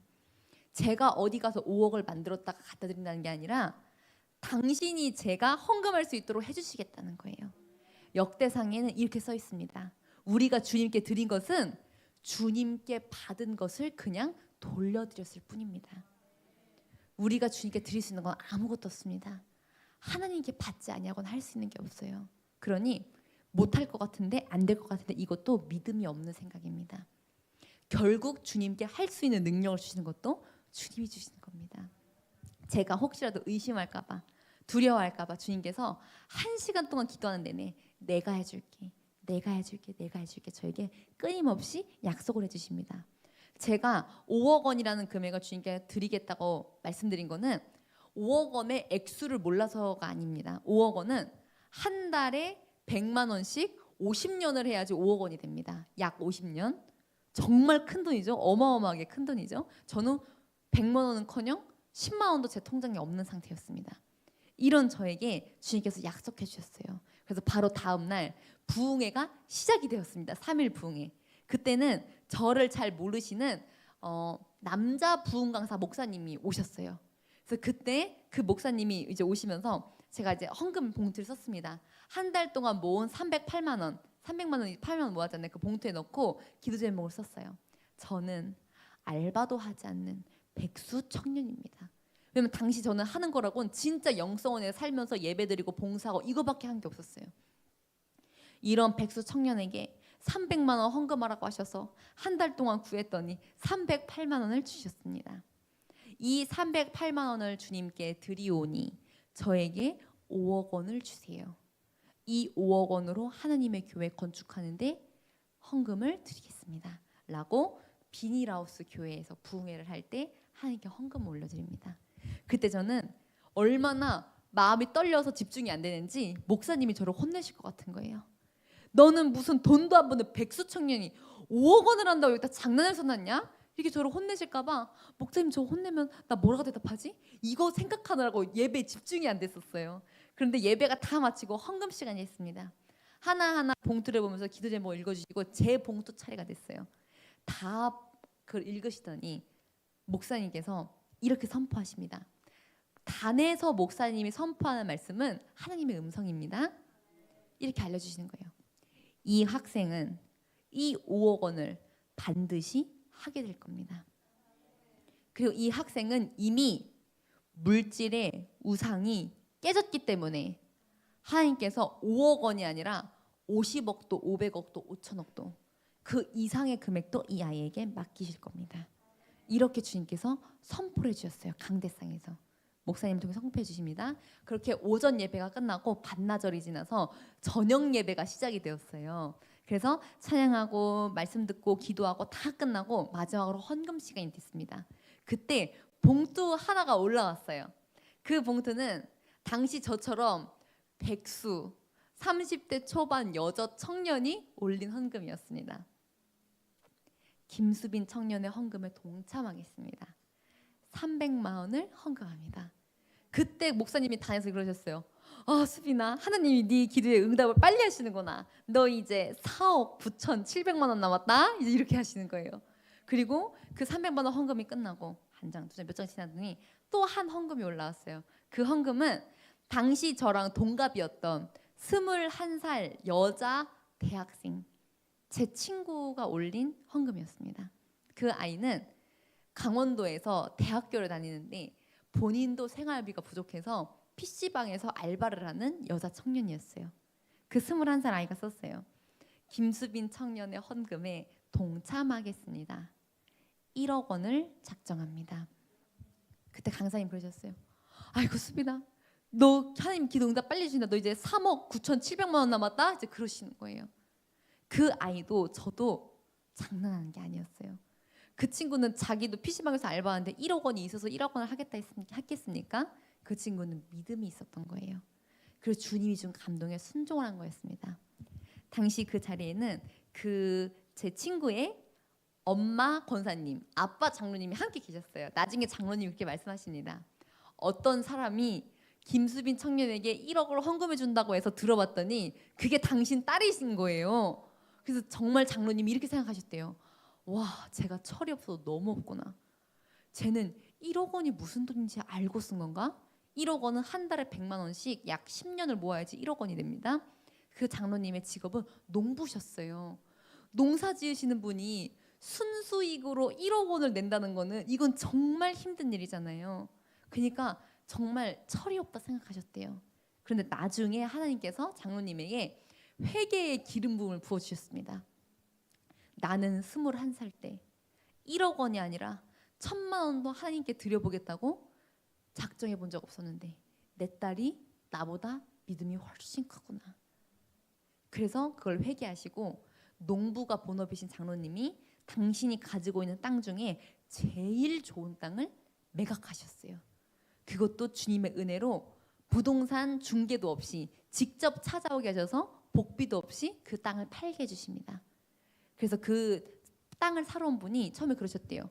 왜 이렇게 땅을 비싸게 파냐고. 좀 깎아달라고. 안 된다고. 나는 무조건 이 가격에 팔아야 된다. 왜 그 가격에 팔아야 됩니까? 저는 사실 교회 장로입니다. 제가 이 땅을 파는 이유는 저 먹고 살려고 파는 게 아니라 하나님께 드리기 위해서 이 가격에 팔아야 되기 때문에 저는 반드시 이 가격을 해야 됩니다. 그래서 사러 오신 분이 그러세요. 저도 교회 장로입니다. 서로 모르셨던 거예요. 저도 옛날에 건축 헌금해서 허리가 휘어지도록 헌금해서 지금은 주님께 복을 엄청 받았습니다. 그러니 제가 그 가격으로 사드리겠습니다 해서 그렇게 하나님께서 땅을 팔게 해주셔서 그 딸 하은이, 제 친구가 한 1억 원 작정헌금과 장로님 본인이 작정하신 모든 헌금을 주님께 올리게 하나님께서 역사를 해주셨습니다. 그렇게 그날 집회 하루가 딱 끝나자마자 제 인생에 기적이 일어나기 시작했는데 어떤 기적이 일어났냐면 사람들이 저를 볼 때마다 오셔서 돈을 주기 시작하시는 거예요. 어떤 분은 10,000원, 50,000원, 10만 원. 집회에 참여하셨다가 내려가는 길에 차에서 전화하세요. 원장님, 김수빈 청년에게 헌금하라고 성령님이 감동 주셨습니다. 이거 이채하니 김수빈 청년에게 전해주세요 하면서 50만 원 보내시고. 그러면 저는 저희 원장님이 하는 거 그대로 따라하기 시작합니다. 10,000원을 받으면 10,000원을 드리고 50,000원 받으면 50,000원 드리고 10만 원 받으면 10만 원 드리고 제로 세팅 10의 10조를 계속 하게 시키셨어요. 그러다가 필요한 게 있으면 뭐 한 얼마 정도는 쓰게 하셨지만 전체적으로 봤을 때 한 10의 9.5조에서 7조 이상은 계속 헌금을 하게 하셨습니다. 그렇게 1년 동안 주는 대로 헌금하고 주는 대로 헌금했더니 1년 동안에 한 2,100만 원 정도가 넘게 헌금을 하게 된 거예요. 제가 만약에 편의점에 가서 최저시급 받으면서 1년 동안 알바를 해도 저는 2,000만 원 못 모을 것 같습니다. 근데 하나님께서 사람을 통해서 갖다 주신 것만 했는데 그렇게 올릴 수 있도록 저에게 기적을 주십니다. 그렇게 하고 저는 22년도가 넘어가면서 미국으로 주님께서 저를 보내주셨어요. 그래서 미국에 가서 3개월 동안 5개 주를 돌아다니면서 미국 사람들에게 성령의 음성을 전하면서 전도를 하고 돌아오게 됩니다. 그래서 그곳에서도 부흥 집회를 하고 그렇게 미국에서 갔다 돌아온 후부터 금식을 시켜서 금식을 했고요. 그 금식 이후로부터 하나님께서 저를 3일 부흥사로 써주시기 시작했어요. 그래서 계속 교회가 연결되면서 1년 동안은 내내 부흥회만 다니게 하십니다. 그렇게 사례비를 받으면 사례비도 그대로 다 올려드리고 그리고 그 다음 연도부터는 이제 한농대학교로 학교도 가게 하시고 그렇게 지금까지 한 3년 몇 개월 정도를 계속 들여왔습니다. 그렇게 했더니 5억 원 중에 2억 2천 정도가 넘게 주님께 헌금할 수 있도록 저에게 능력을 부어주셨어요. 그런데 그 3년 몇 개월 동안 저는 한 번도 돈 벌러 나간 적이 없었습니다. 저는 사업가도 아니고요. 직장을 다니는 사람도 아닙니다. 그럼 이런 제가 어떻게 무슨 수로 2억 2천이 넘는 돈을 주님께 헌금할 수 있었을까요? 이거는 물질의 우상이 깨졌기 때문입니다. 물질의 우상이 깨지고 주님께 드리기 위해서 주님께 구하고 발버둥을 치기 시작했더니 하나님께서 그 21살 여자 청년을 포함한 수많은 사람들의 마음을 감동시키고 교회를 감동시키셔서 저에게 재정을 갖다 주신 거였어요. 그러면 저는 그동안 10에 9.7조 이상을 헌금했다 했잖아요. 그러면 저는 먹을 것도 못 먹고 입을 것도 못 입고 살 것도 못 사고 아주 가난하고 궁핍하고 아주 불쌍하게 인생을 살게 하셨을까요? 아니면 주님이 저를 채워주셨을까요? 하나님은 돈이 필요 없으십니다.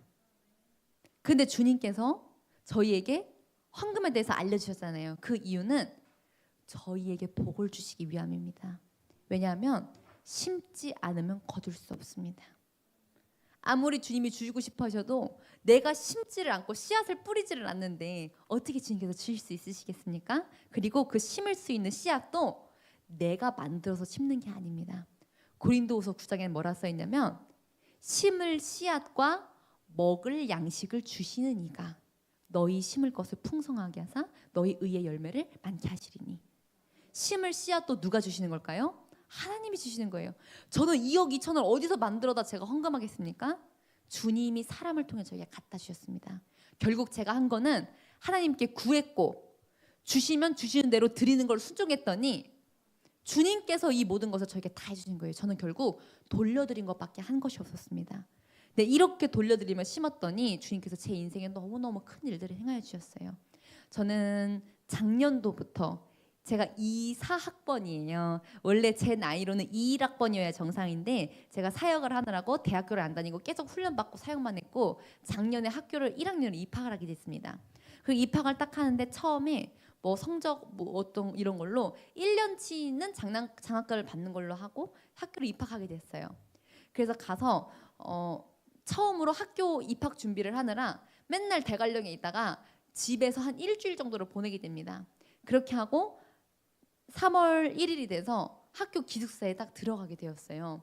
들어가서 일주일을 사는데 집이 너무나도 생각이 납니다. 그리고 제 안에 세상에 타협이 들어오게 됐어요.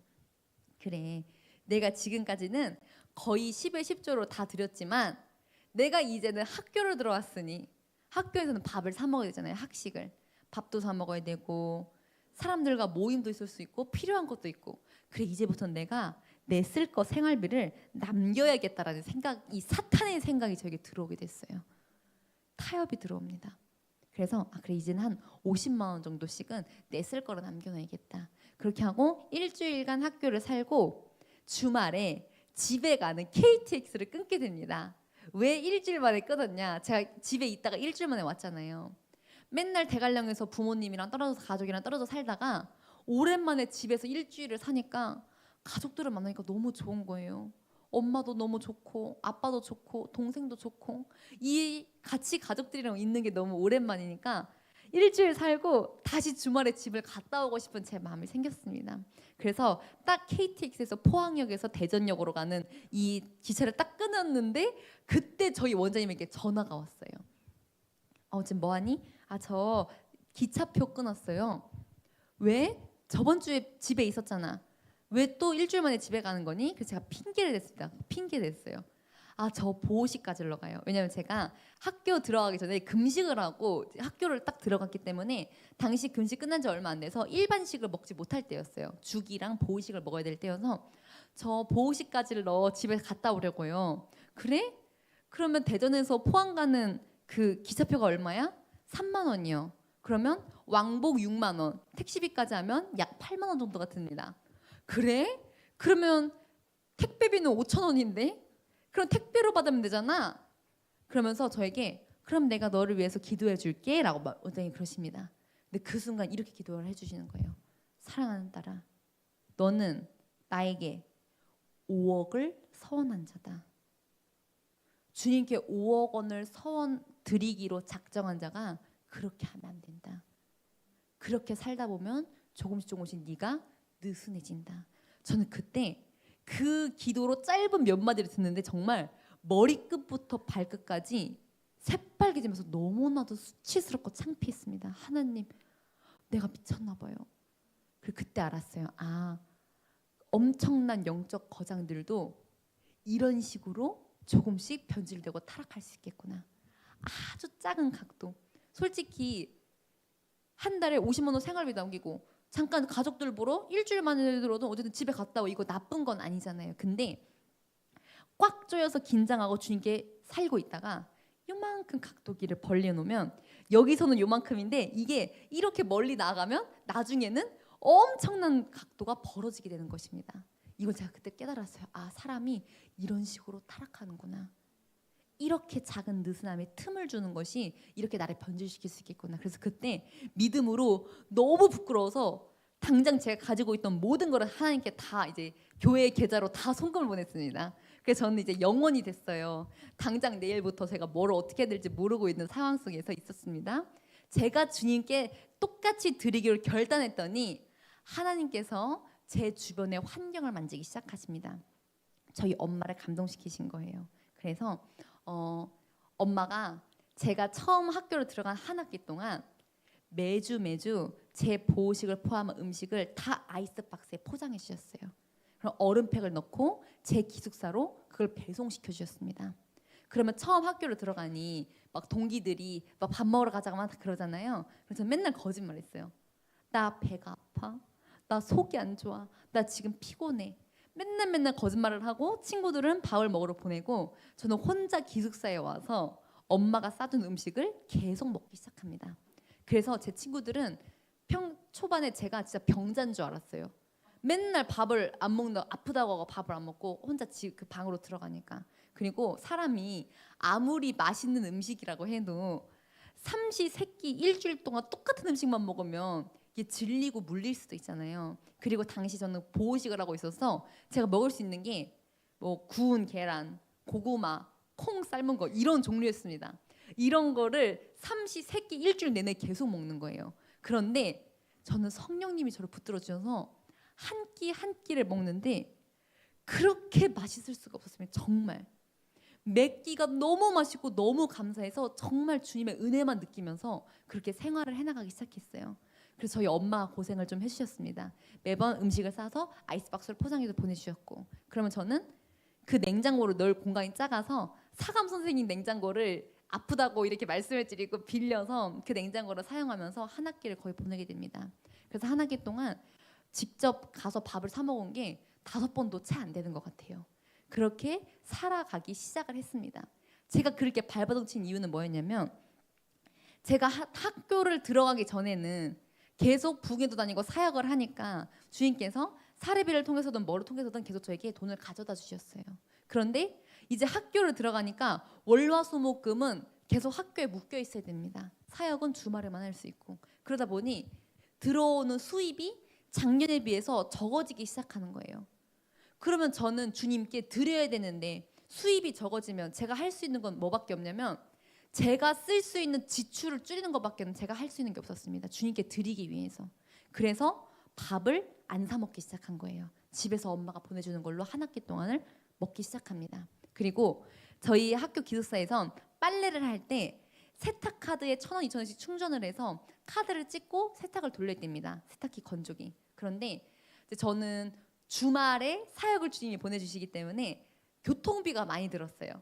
택시비, 기차비. 그러면 저희 학교에서 포항역까지 가는데 택시 타면 10,000원이 들어요. 그런데 친구들끼리 4명이서 조를 짜서 타면은 2, 3천 원으로 줄어듭니다. 그럼 2, 3천 원 빨래비 2, 3천 원을 아끼면 제가 택시 타고 역까지 갈 수 있는 택시비가 나오는 거예요. 그러니 저는 계속 빨래를 최대한 안 빨거나 손으로 빨 수 있는 건 다 모아다가 빨래비누를 사서 손빨래를 하기 시작했어요. 손빨래를 하고 건조기를 안 돌리고 건조대를 사서 이제 널기 시작했습니다. 누가 보면은 밥도 맨날 안 사 먹을 이렇게 먹고 손빨래도 손빨래라고 그러면 너무너무 이렇게 궁상맞다 생각을 할 수 있잖아요. 그런데 저는 아무도 저에게 이렇게 강요하는 사람이 없습니다. 제가 이렇게 하는 이유는 하나예요. 제가 제 주님을 사랑하기 때문입니다. 제가 제 주님을 사랑해서 제가 하나님의 교회를 위해서 너무나도 드리고 싶기 때문입니다. 그렇게 살아가기 시작했어요. 그랬더니 학교 처음 입학해서 입학한 지 약 한 2주 3주 정도 됐을 때 강의실을 가려고 이렇게 걸어가고 있는데 제 핸드폰으로 전화가 와요. 받았더니 한동대학교 장학팀이라고 합니다. 김수빈 학생은 어떤 장학생으로 선정이 돼서 앞으로 4년 내내 8학기 전액 장학금을 지급한 학생으로 선정되셨습니다. 해서 저는 그때 전액 장학금을 다 받게 됩니다. 그리고 또 그렇게 어느 날 갔더니 세탁비 장학생을 뽑는데요. 그래서 저는 그거에도 신청했더니 세탁비 장학생으로도 당첨이 돼서 세탁비까지 학교로부터 다 받게 됩니다. 그리고 또 알아봤더니 포항시에서 기숙사비까지 지원해 준대요. 그리고 그것도 신청했더니 그것도 당첨이 돼서 저는 기숙사비, 학비, 세탁비까지 모든 것을 다 받게 됩니다. 하느님, 저 주님께 더 드려야 돼요. 제가 드릴 게 뭐 없을까요? 해서 장학공지를 다 찾아봤어요. 그랬더니 간증 공모대회가 있었어요. 그 기독교 학교니까. 그래서 제가 어떻게 이렇게 학교 들어와서 어떻게 사역했는지 간증을 공모를 다 했습니다. 그랬더니 상금이 있어요. 상금. 그래서 하나님, 이 상금은 제 것입니다 하고 그걸 공모를 했더니 어떤 상을 이렇게 다 받게 돼서 80만 원인가를 상금을 또 받게 됩니다. 그럼 그 상금을 받아서 하나님께 다 드리고 또 성적 장학금으로 뭔가를 또 받게 되면 하나님께 다 드리고, 그리고 저는 월요일부터 금요일까지는 학교 다니고 금토일은 사역하고 이렇게 사는 동안에 전부 다 A+를 받게 해주셨어요. 그리고 한 학기 때는 하나만 A제로 받고 나머지는 또 5개를 다 A+를 받게 주님이 성적까지도 다 지켜주셨습니다. 주님을 위해서 드리고자 몸부림쳤더니 제 인생을 포함해서 학업을 포함해서 제 사역을 포함해서 모든 것을 주님이 다 열어주시기 시작합니다. 이런 간증을 하나하나 다 하자면 너무너무 길어져서 시간 안에 다 끝낼 수가 없습니다. 이런 식으로 주님은 저를 훈련시켜 주셨어요. 제가 받은 수많은 훈련 중에서 열매를 주신 훈련은 이 재정의 훈련이었습니다. 그래서 저는 지금도 하나님께 계속 드리고 있고요. 지금까지 2억 2천 했으니 2억 한 8천 남았잖아요. 이 2억 8천도 주님이 속히 반드시 끝내게 해주실 것을 저는 믿습니다. 그래서 주님께서 제가 이 성남 전하는 교회에 오면서 주님이 이렇게 알려주셨어요. 너희는 나를 선택할 건지 돈을 선택할 건지 둘 중에 하나를 선택하라. 저에게도 그걸 테스트해 주셨습니다. 하나님께 돈을 드린다는 건 어떤 의미냐면 이 세상에서 목숨은 눈에 안 보이잖아요. 근데 목숨과 가장 가치가 비슷한 것 중에 눈에 보이는 걸로 치환할 수 있는 게 있다면 그것을 저는 주님께서 저에게 그게 돈이라고 알려주셨어요. 그래서 하나님께 돈을 올려드린다는 것은 돈이 아니라 내 목숨, 내 생명을 주님께 올려드린다는 고백이라고 하셨습니다. 아무리 주님을 사랑한다고 하면서 하나님께 재정을 드리는 것을 순종하지 못하면 그거는 주님을 사랑하는 게 아니라 하셨어요. 내 자신을 더 사랑하는 거라 하셨습니다. 그래서 마지막으로 마태복음 6장 말씀 함께 보시겠습니다. 6장 19절에서 21절 말씀, 19절부터 한번 함께 보시겠습니다. 19절부터 보시겠습니다. 시작. 너희를 위하여 보물을 땅에 쌓아두지 말라. 거기는 좀과 동록이 해하며 도둑이 구멍을 뚫고 도둑질하느니라. 오직 너희를 위하여 보물을 하늘에 쌓아두라. 거기는 좀이나 동록이 해하지 못하며 도둑이 구멍을 뚫지도 못하고 도둑질도 못하느니라. 내 보물 있는 그곳에는 내 마음도 있느니라. 아멘. 하나님은 우리의 목숨과 이 마음을 받고 싶어 하십니다. 네가 진짜로 나를 사랑하니? 네가 진짜로 네 삶보다 너에게 필요한 모든 것보다 네가 진짜 나를 더 사랑하니? 저는 주님을 사랑하기 때문에 이렇게 드리기 시작했습니다. 아무도 저한테 총칼을 들이밀면서 너 돈 안 가져오면 너 죽일 거야, 너 때릴 거야, 아무도 저를 협박한 적이 없어요. 하지만 주님을 사랑하게 되면 사랑하게 될수록 더욱 드리고 싶어졌습니다. 그리고 그렇게 드리면 드릴수록 하나님께서 제 삶을 놀라운 기적으로 채워주셨습니다. 저같이 아무 스펙도 없는 자가 CTS에서 저를 왜 불러줄까요? CPS에서 저를 왜 부르겠습니까? 왜 제가 주님의 말씀을 전하는 이런 부흥 강사가 되게 저를 해주셨겠습니까? 제가 주님을 사랑했더니 주님께서 저에게 이런 능력을 주셨습니다. 그래서 이곳에 계신 모든 분들은 주님께 마음을 올리라고 하십니다. 온 마음을 다해 나를 구하면 나를 찾을 것이요 나를 만나리라. 여러분들의 온 마음이 주님 앞으로 상달릴 때 하나님께서 반드시 응답해 준다고 하세요. 주님을 더 많이 사랑하라고 하십니다. 저는 주님을 사랑한 그 이유 하나로 이것까지 주님이 달려올 수 있도록 해주셨습니다. 그래서 헌금 기도하기 전에 마지막으로 찬양을 한 곡 올려드리고 싶어요. 누군가는 제가 이렇게 밥도 그렇게 먹고 빨래도 그렇게 했다고 하면은 저 좀 너무한 거 아니야? 이렇게 생각하는 분들 진짜 계셨습니다. 그리고 좀 오해하고 시험을 드는 분들도 계셨어요. 그런데 제가 드릴 수 있는 만큼 말씀은 하나밖에 없습니다. 제가 이렇게 한 이유는 제가 제 주님을 사랑하기 때문입니다. 저는 이 주님을 사랑하는 마음을 스스로 만들 수 없다는 것을 알게 됐어요. 훈련을 받는 도중에. 그래서 주님께 간절하게 구했습니다.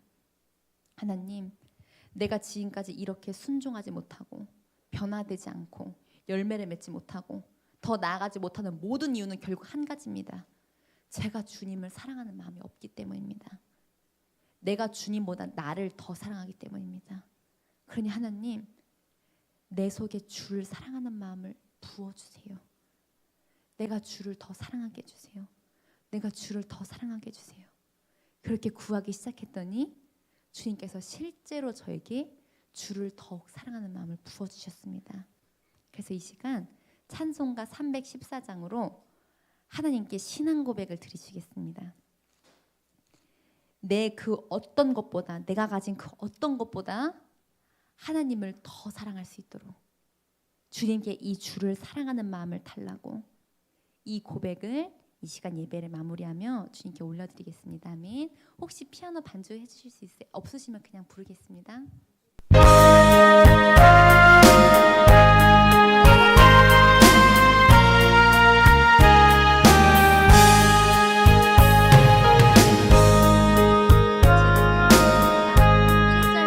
제가 먼저 부르겠습니다. 1절만 제가 먼저 부르고 이 찬양은 단순한 노래가 아닙니다. 정말로 하나님께 내 영혼의 시상 고백으로 올려드리는 겁니다. 간절하게 주님께 올려드리는 기도입니다. 반주기 안 틀어주셔도 괜찮아요. 먼저 1절로 주님께 영광 올려드리겠습니다. 내 구주 예수를 더욱 사랑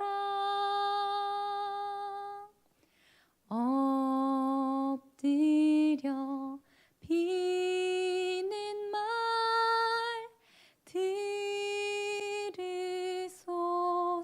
들으소서. 내 진정 소원이 내 구주 예수를 더욱 사랑 더욱 사랑. 이전의 세상나 같이 고백하겠습니다. 이전엔 세상 나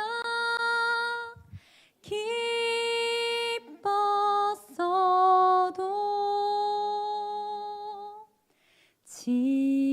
지금 내 기쁨은 오직 예수. 다만 내 비는 말 내 구주 예수를 더욱 사랑 더욱 사랑.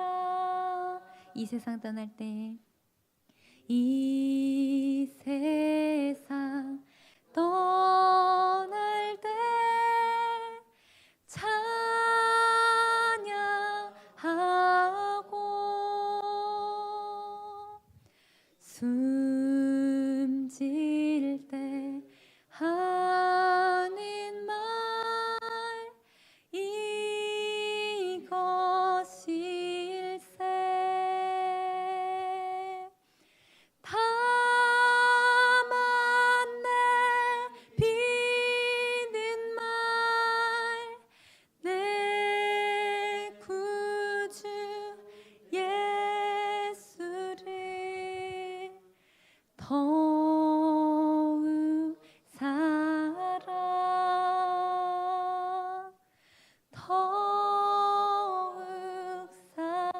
이전에 세상 나 기뻤어도 이전에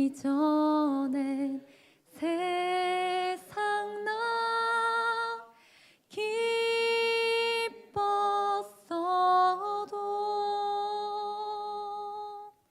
지금 내 기쁨은 오직 예수. 다만 내피는 말 내 구주 예수를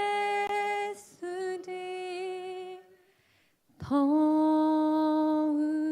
사랑 더욱 사랑. 아멘. 주님께서 우리 영혼의 신앙 고백을 받아주신 줄로 믿습니다. 아멘. 여기 있는 몇 분들 이렇게 대표적으로 좀 기도를 해드리고 나머지 분들은 뒤에 점심 식사 하시고 개인적으로 기도해드리겠습니다.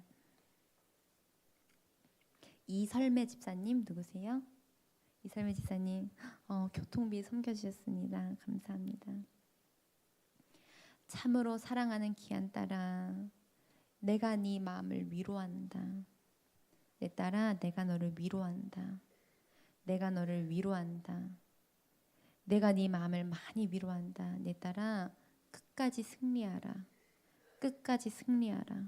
끝까지 승리하라. 내 딸아, 지금은 너를 도와주기는커녕 네 마음을 힘들게 하는 자들이 많구나. 너를 많이 아프게 하는구나. 내 딸아, 기도로서 승리하라. 기도로서 승리하라. 더욱 충성하라. 내가 너를 큰 일꾼으로 세울 것이다. 내가 너를 교회의 큰 일꾼으로 세울 것이다. 내가 너를 정말로 사랑한다. 내가 네 마음을 사랑한다. 내가 네 마음을 너무나도 기뻐한다. 내가 반드시 너를 회복시켜 주리라. 반드시 너에게 갚아주리라. 그래 너는 충성하라. 그래 너는 충성하라. 어렵고 힘들수록 충성하라. 반드시 열매 주리라. 반드시 열매 주리라. 반드시 너에게 열매 주리라. 내 딸아, 네가 이 작은 이 아이를 위하여 네가 강사로서 생각하고 교통비를 섬겼느냐? 내 귀한 여종아, 내가 갑절로 갚아주리라. 내가 갑절로 갚아주리라. 너에게는 이 교통비도 드리기 쉬운 것은 아닌 것을 내가 알고 있다. 내 귀한 딸아, 내가 네 마음을 다 봤으니 내가 반드시 너에게 갚아줄 것이다. 내가 반드시 함께해 주리라. 내가 반드시 능력 주리라. 아멘. 우리 집사님 자녀가 있으세요? 아니면 자녀 있으세요? 몇 명 있어요? 여기 아들? 여기 앞에 있어요. 저 자녀. 네, 저 자녀 위해서 기도드리겠습니다.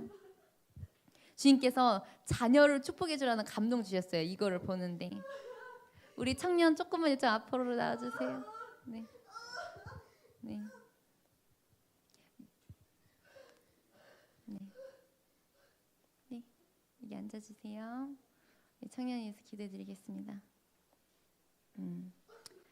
참으로 사랑하는 아들아, 내가 너를 쓸 것이다. 내가 너를 쓸 것이다. 내가 너를 쓸 것이다. 네 마음이 참으로 착하고 정결하구나.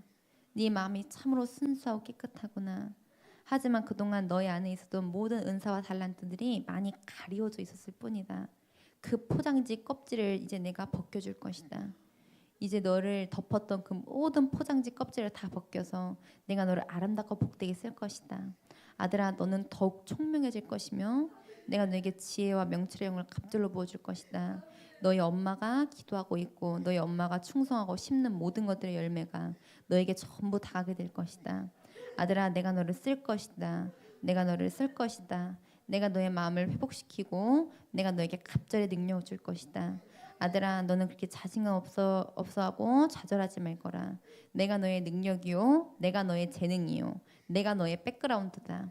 아들아, 내가 반드시 너를 위로해주고 내가 너를 크게 써줄 것이다. 내 귀한 아들아, 내가 너에게 능력을 더 많이 부어주리라. 더 많이 부어주리라. 더 많이 부어주리라. 내가 너에게 일할 수 있는 능력도 줄 것이며 내가 너에게 사람들을 섬길 수 있는 능력도 줄 것이고 내가 너에게도 주님을 위해 쓸 수 있는 재정을 부어줄 것이다. 그러니 아들아 너는 교회 가운데서 충성하라. 예배에 충성하고 교회에 충성하고 주의 종을 섬기는 데에 충성하라. 그래야 할 때 내가 너에게 갑절로 부어주리라. 갑절로 부어주리라. 내가 너를 너무너무 아끼고 사랑한다. 너는 내 목자와 내 사모를 잘 섬겨야 된다. 네가 몸으로도 섬길 수 있지만 내가 너에게 또 재정을 줄 것이니 너는 재정을 가지고도 섬기거라. 그래야 할 때 그 축복을 내가 너에게 30배, 60배, 100배로 줄 것이다. 아들아 너는 주의 종을 잘 섬기고 교회를 사랑하는 내 일꾼이 될지어다. 그래야 때 내가 너를 정말 아름답고 풍성하게 써줄 것이다. 내가 함께 해주리라. 아멘. 아멘. 계시겠습니다.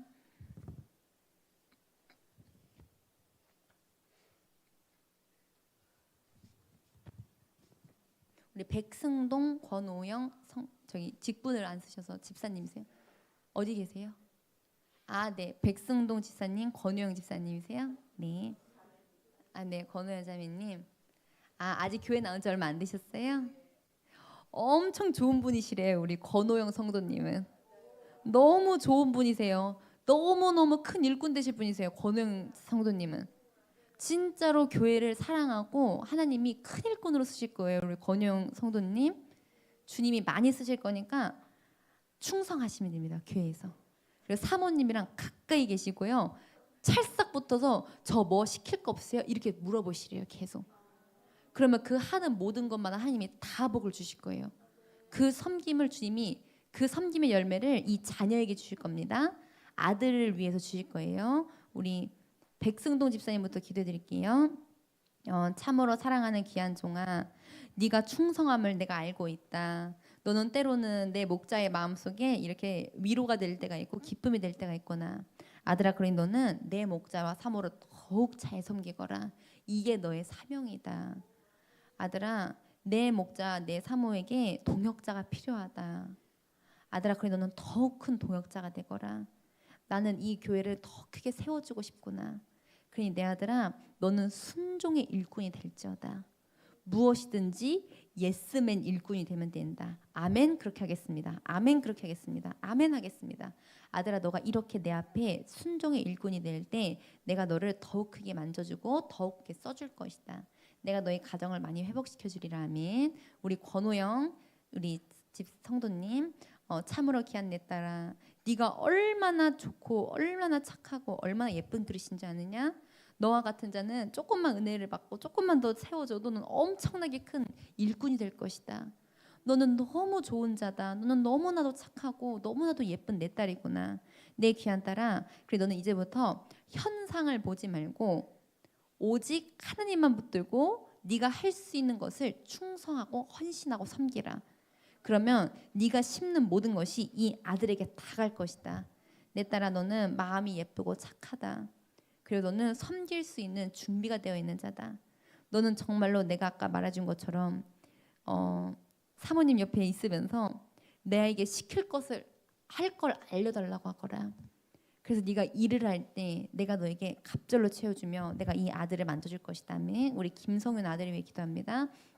참으로 사랑하는 아들아, 너희 엄마와 아빠가 내 앞에 충성하고 헌신하기 시작할 때 내가 너에게 갑절의 기름 부음을 줄 것이다.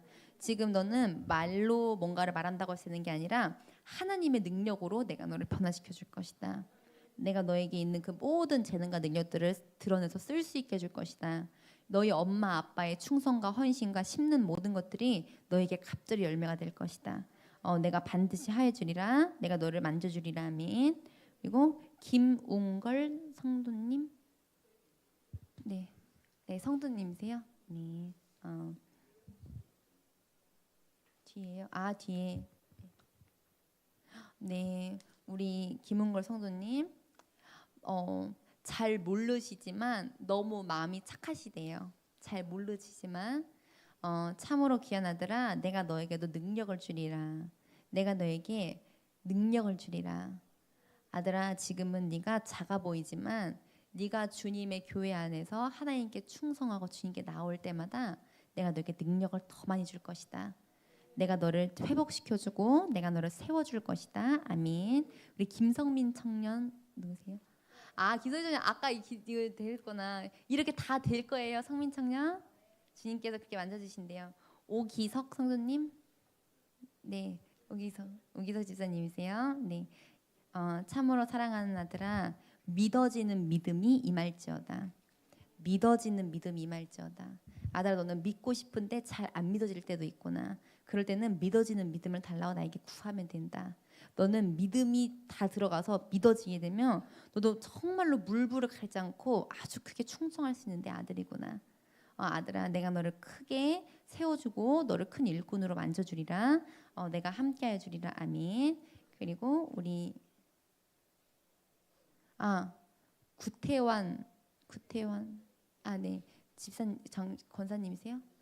구태환 성도님, 박혜경 성도님이세요? 네. 이거는 기도 제목이 많으니까 이따가 따로 기도를 해드리겠습니다. 이게 다 헌금을 올려주셨습니다. 다 읽었나요? 네, 다 읽었습니다. 네, 이렇게 이 모든 헌금을 주님께 올려드리고 이제 목사님께서 이렇게 기도해주시고, 네, 이번 집회는 마치도록 하겠습니다. 주님께 모든 영광 올려드리겠습니다. 감사합니다.